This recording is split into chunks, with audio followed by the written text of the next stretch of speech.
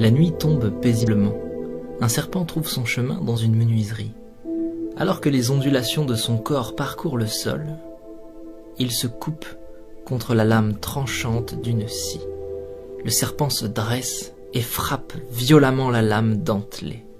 Un acte déraisonné et sans conséquence pour la scie, mais qui blesse gravement le serpent à la mâchoire. Aveuglé par sa rage et convaincu d'être face à un ennemi dangereux, le serpent entoure la scie de tout son long pour en venir à bout et la faire suffoquer.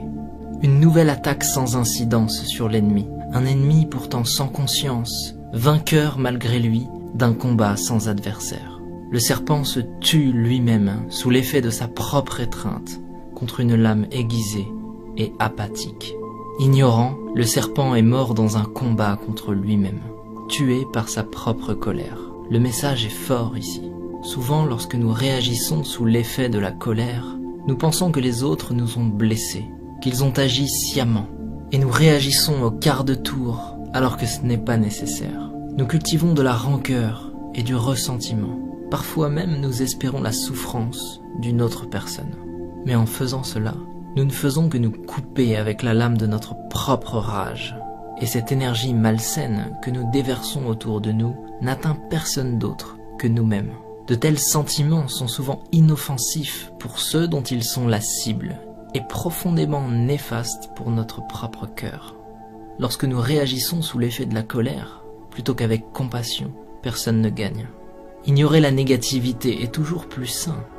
Pardonner, accepter et laisser passer est toujours plus habile.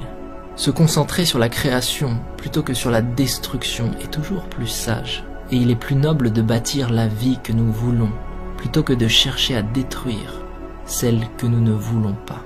Si quelqu'un se comporte mal avec nous, plutôt que de réagir avec agressivité et violence, peut-être devrions-nous comprendre ce qui est en train de traverser cette personne et faire preuve d'écoute et de compassion. Peut-être que sa journée est difficile.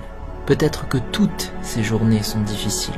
Lorsque nous regardons les choses avec une nouvelle perception, il est plus facile d'avancer, de laisser toutes les énergies négatives derrière nous, d'abandonner ce qui n'est pas constructif pour notre futur et de simplement laisser passer.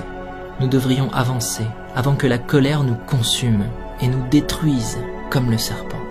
Ne réagissez pas, montrez de la compassion, ne ressassez pas, avancez et restez concentrés sur l'élaboration d'une vie meilleure, pour vous-même.